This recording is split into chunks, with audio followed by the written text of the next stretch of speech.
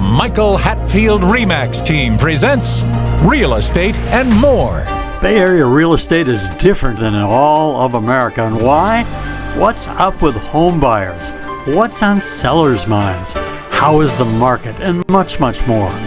Now, here's your host, Michael Hatfield. Well, welcome back to the Real Estate and More show, and thank you for listening.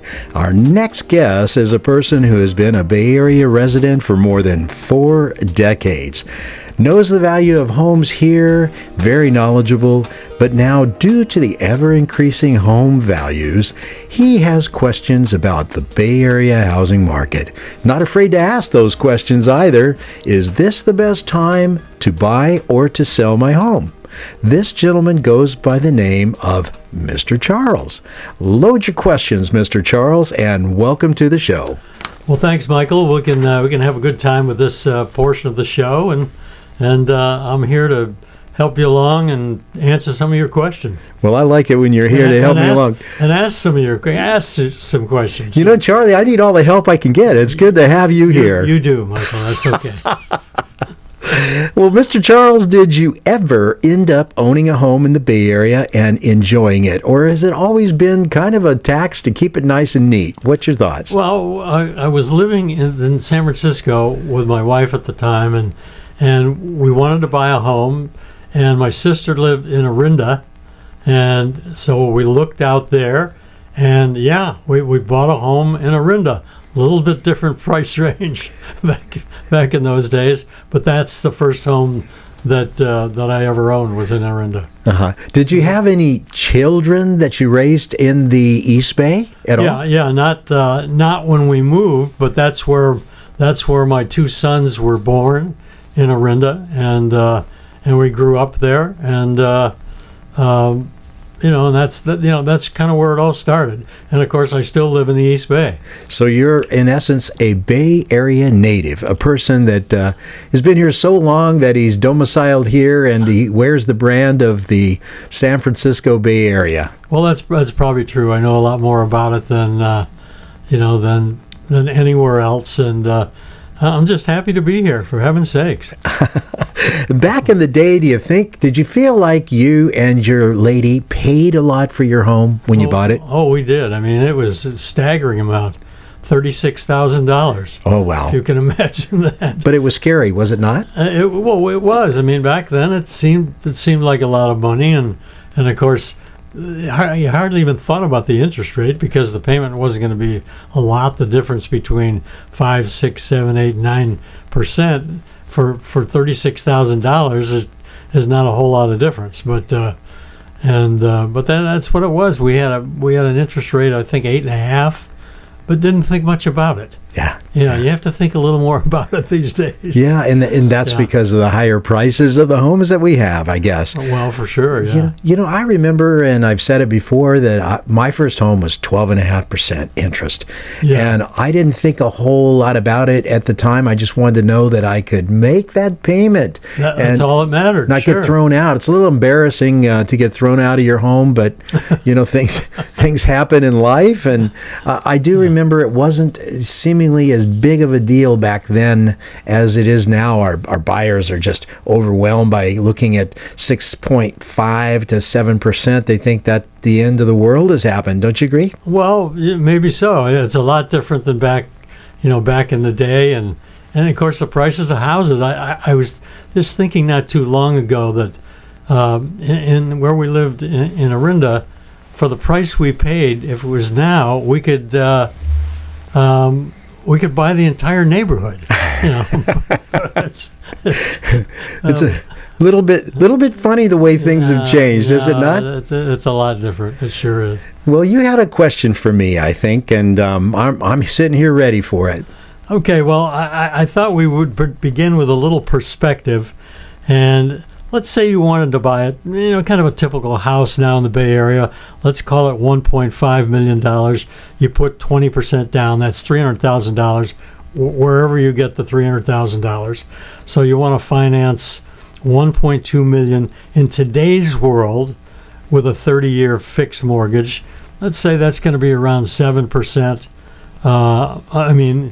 7% now compared to what it would have been not that long ago at 3%. What's the difference in the mortgage payment about? It's a lot of money. That's a lot of money. Okay. Yeah, it's a lot of money. You got that down. But the important thing to realize is that the 3% was the lowest ever. That in my 6 decades of looking at it, as well as looking back at the historical numbers of it. And I don't think we're going to see, 3%, 2.5% for some period of time. We're just not going to see it again. So the buyers have to look at their own game at the time, the game being what is the market, what is the mortgage market, and what do they have to pay to borrow money? What are they going to pay as rent on the money? So, let's live in the real world, and the real world is 6.85%. Payments on a $1.2 million loan at 6.7585%. They're about $7,700 a month, principal and interest. A bit more than you'd be paying at 3%. A bit, yes. Yeah, and I just don't want to think about it too much. No. People don't. I have one of those low mortgages, and I don't even like to think about it anymore. What would what we'd have to do if we had to refinance at 7% or whatever it is? But just hold on, which we don't. So just hold on to it, Mr. Charles. That's the easy answer, Michael. Yes, sir. I like easy. It's easy, that's for sure. If now you work with a lot of sellers, a lot of buyers, just a lot of people, and if you're working with a seller, let's say, then how do you determine what price to price the house? And then if you're working with a buyer, and then what price to pay?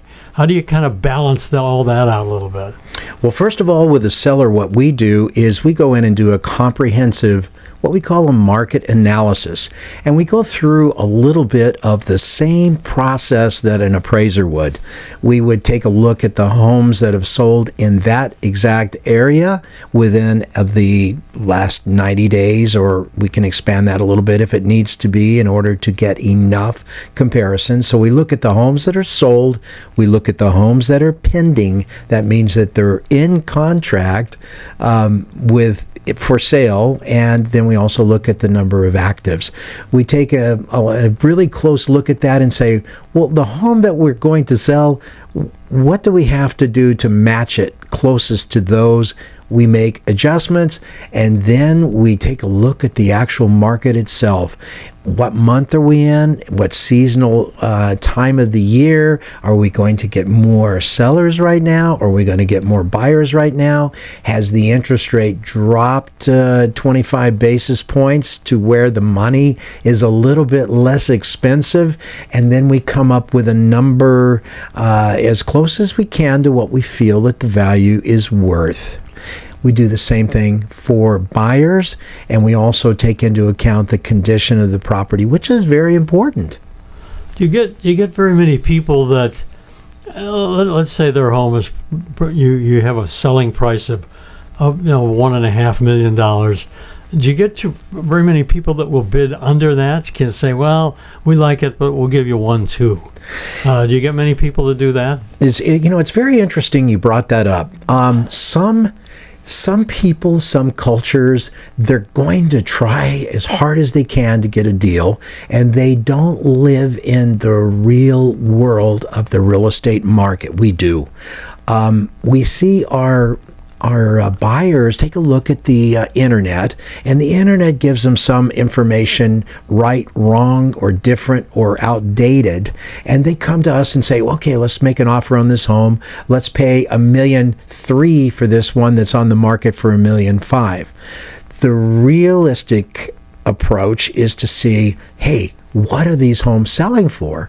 Because if you give an offer for 1.3 to a seller that's asking 1.5, and it's a seller's market, I think the word is somebody is going to be upset. Yeah, they're probably waiting for the buyer that comes in and says, well, I'll give you 1.8 for it right now, so let's close the deal and see what happens. So. Exactly correct. It's a tough one. Exactly correct. And that's just another reason why you need to have an experienced realtor working for you, an experienced agent. There is a lot to the process, and you really, I hate to say it, you don't know what you don't know. You have to use some faith, and that means get an agent that you trust, that is experienced, and that you believe what they say, not what you read from the Z sites, the R sites, those kind of things. I mean, it's good to take it with a grain of salt, then ask the boots on the ground person. And then what about, you hear a lot about closing costs and whatever they are, and who pays that? Is that the buyer, the seller, or you as the agent? I mean, who pays the closing costs? Well, and what are they? Well, Mr. Charles, you're asking some really great questions here. I got to watch myself with you. The lion's share of closing costs are they consist of the proration of the taxes, but that's not really closing costs. No. What really closing costs are the escrow fees. And escrow fees and the title insurance, the miscellaneous costs of couriers, this kind of thing is what's included. When you look at a closing statement, you will see, that the compensation to the agents on both sides is included on the seller's closing statement. On the buyer's statement, you don't see that at all. So your question was, what exactly are closing costs? I would say primarily they are the escrow fees as well as the title insurance. Okay. And I remember a long time ago, there used to be contingencies. You walk into some home and say, I really like this home, but I want you to just fix up the bathroom. I want you to completely fix up the bathroom. We'd like a different shower and all of that. So we're not going to buy the house without that happening. And how much of that do you get these days? We're going to take a short break. We'll be right back. Welcome to the Real Estate Minute with RE/MAX expert Michael Hatfield. Michael, what traits should we look for in selecting an agent? Look for a deal maker with a positive attitude who will work tirelessly for you. An agent who is adept in multiple offer situations, drafting contracts, marketing and advertising a client's home, is familiar with multiple cultures, experienced in mortgage financing, inspections, and escrow, is a huge asset to his client. What can you do as a plus for clients? Your agent is your eyes and your ears, one who works behind the scenes on your behalf, a great attitude, working well with others, and keeping clients' priorities number one is a given for us. Call 925-322-7775 now to schedule an appointment or complimentary home analysis. For excellence in real estate, call the Michael Hatfield RE/MAX team at 925-322-7775 or go to michaelhatfieldhomes.com. Now let's get back to Real Estate and More with your host, Michael Hatfield. We don't get a lot of it from buyers because buyers that are smart, that we represent, recognize that at this moment we are in a seller's market. The last buyers that we represented, there were 11 offers. We were fortunate to win that offer. That's another reason you could use an experienced agent in this market. But they don't ask for more than what is realistic as buyers. Where sellers, they know where the market is, and the buyers know where the market is. So you want to go about getting that deal put together over and above the other 10 offers that come in. Yeah, so you wouldn't get somebody that says, I'll buy this house, but you need to put a new roof on it. Yeah. So. Well, sometimes what they will do is that if the home looks like it's going to go for, let's just use your number, $1.5 million, they'll say, oh, this home needs a new roof. The seller may be sympathetic, increase your sales price to cover a portion of that, and make that well known through your agent to go to the other agent, to go to you as the seller, and then you can participate in something like that makes sense. But in a seller's market, sellers don't want to do what they would do like back in 2008 when there were tons and tons of homes around. Back then it was different. That was a buyer's market. Okay, so the situation today is then there's just not a whole lot of contingencies to get into because you feel the person behind you is not going to have that contingency, and you're just not going to buy the house. So, Interesting when you say contingencies. For a buyer and seller, and in the contract, the actual residential purchase agreement is an as-is agreement. It's 16 pages, just the basic agreement alone, and it has 3 contingencies in there, 3 basic contingencies, and meaning that in times where the buyer might want to ask for those contingencies, certainly in this time right now, they may not want to ask for them, and they may want to take the risk of releasing their contingencies. Those contingencies are: 1, investigations. That means that the buyer wants to take a look at everything that they can, such as a pest report, such as a home report, such as something like a roof report, and if it has a pool inspection. There's a few other ones that can become contingencies underneath that term investigations contingencies clause. And lately we see buyers that are offering that have seen the reports because the seller's smart enough to put those reports out there ahead of time and have them done. And they will go in without that contingency. Second one is an appraisal contingency, because if the appraisal doesn't come in at the value of the contract, the buyer will have to come up with a little more cash to put into equity to make the deal work. That's the appraisal contingency. The last contingency is the loan contingency. What happens? You get down the road, the bank says, hey, Mr. Charles, I don't want to loan you that money. Your hair is gray and we don't like you today, and it doesn't go. And then you can remove yourself from the contract and not lose part of your earnest money deposit. That earnest money deposit usually is put into escrow within about 3 days of the time that you agree to a contract. Okay, if you were representing a buyer, is it a good idea to stage a home, and what does that mean? I mean, what all do you do, and how much could that cost? Well, staging a home is something I would say, always do. I could always say always, because then something will come up and we don't. But a normal home that's in decent shape, we definitely want to stage. We've had stagers on the show. They are also, and people don't really realize that, those people are interior designers. They have an idea far and beyond what most people do of what is most desirable to the best and the most number of buyers. So we definitely stage. We get them in there right at the very early. We're actually having it done on a very nice townhouse that we have on Concord Walnut Creek border. We're having that done. The home is getting ready to get on the market real soon. Well, and typically, what would a staging cost? And tell me what some of the things it would include. Would it include, for example, painting the inside of the house and things like that, or putting in new carpeting, or a new kitchen floor, or I guess that may be a little above staging, but I suppose the buyer could ask for anything. So, but then the buyer has to be careful that there's not somebody standing behind him that's saying, we don't care about that. We'll buy it sight unseen. So you have it down to a T.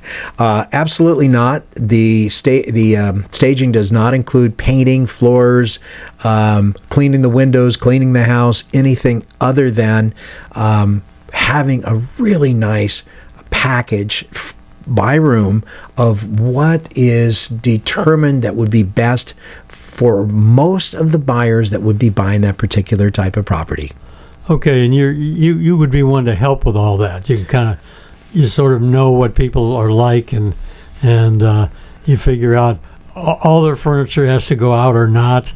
Other furniture comes in, and there could be some other things that you suggest, and so it's not one size fits all for this. Absolutely not. And the level of improvements that you need to make in order to make the home palatable before you add the staging is absolutely the biggest part of what we do as agents. We see the property and say, well, this thing needs to be his house needs to be torn down and build Start another over. one, Yeah, and then start here's over. what the value will be. No, I'm kind of pulling your chain on that one, but in essence, we take a look at it, and we have one now in Pleasant Hill that we just went through and inspected. It's part of a trust sale. The older lady had passed, and the home has all of her belongings in there. What we do is we have people that can help with this. We have the contents and the personal belongings removed and taken away to storage or to an heir or beneficiary's home or to your house, even. Huh? not my house. And then once they've done that, then we make a recommendation. Do we do the floors and the painting, the landscaping, and then do we go into a deeper? Do we do something that is more extensive? Well, that's one of the things about being an experienced realtor. It sounds simple, but what you're doing is you're constantly keeping an eye on the real estate market in that area that's fluctuating. And in this area, I wouldn't call it a glass ceiling, but there's a number that you do not want to go above when you list the home. If you do, then you're likely to have it sit on the market for more days than you would like. And that's nobody's joy, having it sit on the market and not be sold. So we look for a value that returns what has been put into it, cost of painting, cost of floor, cost of landscaping, and stop there. And staging, of course. And we stop there. We don't need to totally design and remodel the entire kitchen, the bathrooms, or whatever. That doesn't mean that that's the case in all. It's not one size fits all. It's every property that we go to that we need to take a look at that and decide what to do. Well, that's a tough call if you get some realtor that doesn't know what to do. I mean, you've been in this business a long time. You can probably walk into a house and kind of look around and say, all right, well, if we're going to sell this house, I've got it figured out in my mind, what we're going to do. We're going to do this, we're going to do that, and this and that, and so forth. But if somebody doesn't know that, it could cost the buyer quite a bit of money, because it doesn't look that good to the seller lots of money, because maybe it doesn't look good enough for a series of buyers. Yeah. So it's an important step in the home to make it look good when you walk in the door. Well, currently we have a difference in what the makeup is of the greatest percentage of our buyers. Our buyers today are people that are younger, 28 to 38 years old. We call them millennials. It's an affectionate term. They have 2 Teslas in the garage, and a baby on the way, or maybe 2. They like things differently than what the sellers of the homes today do. So they're looking for homes, and they're really focusing on this interest rate, which I've advised against, making that's the paramount priority. And then we've got the sellers that are of retirement age. These are the people that have, like you, 3% mortgage or paid off, and where am I going to go? So they hold on to the home. The mortgage interest rates yet have not come down to really activate all of the millennial buyers. So we have this seller's market equilibrium.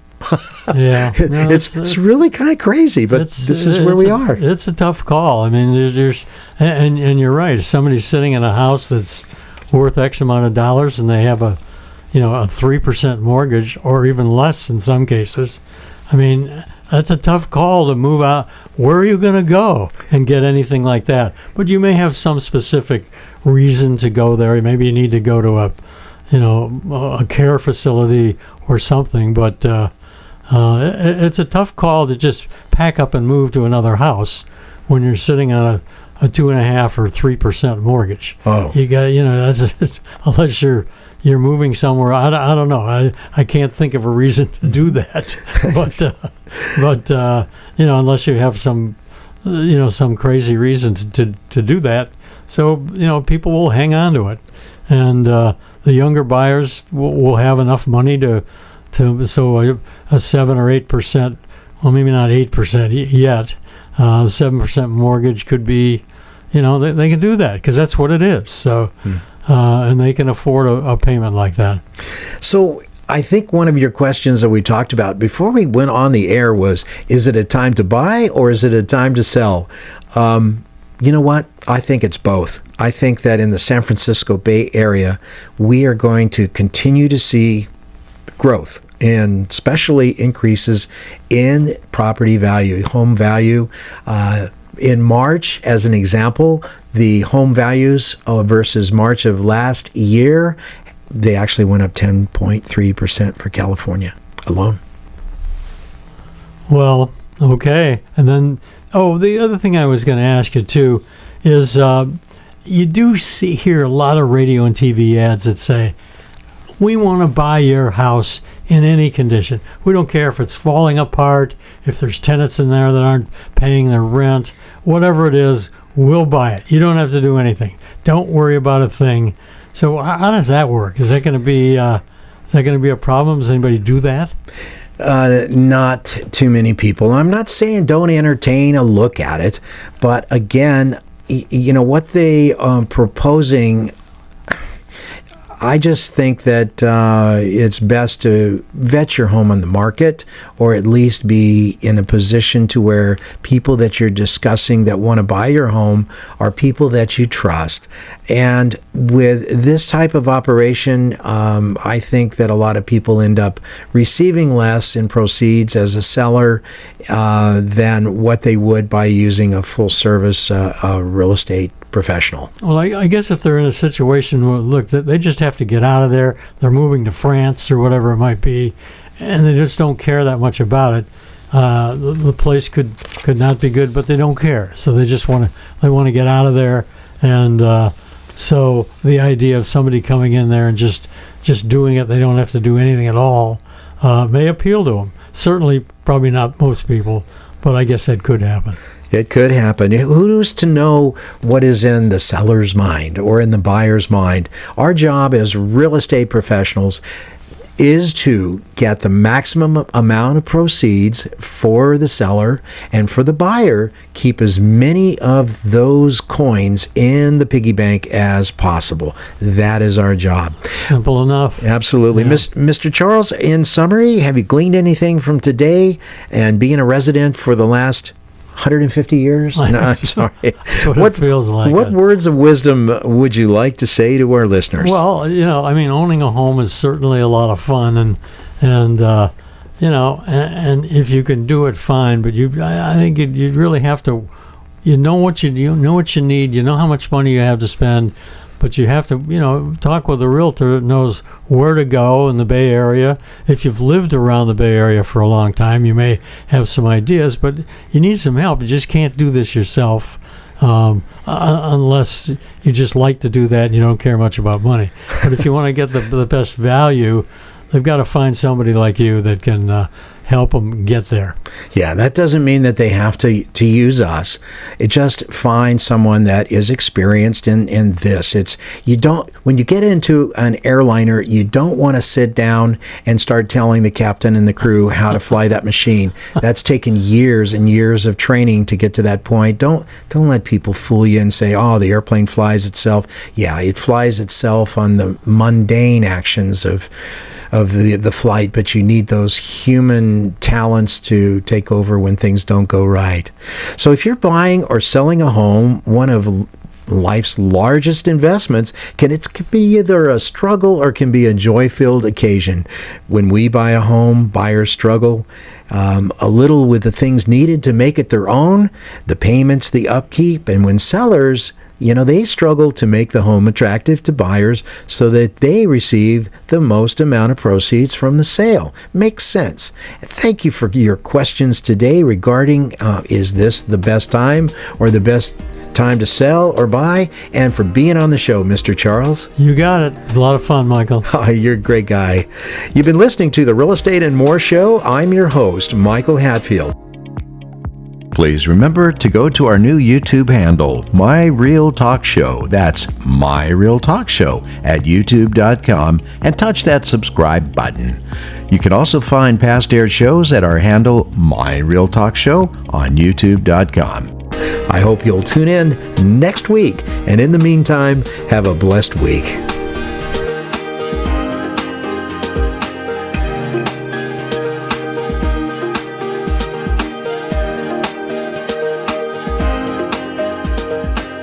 The views and opinions expressed are based on current economic and market conditions and are subject to change. Information on the show provided for illustrator purposes only and does not constitute professional or legal advice. Information from sources deemed reliable, but accuracy and completeness not guaranteed. Michael Hatfield and the Michael Hatfield RE/MAX team have no liability for information discussed on the show. Consult with qualified professionals prior to taking action.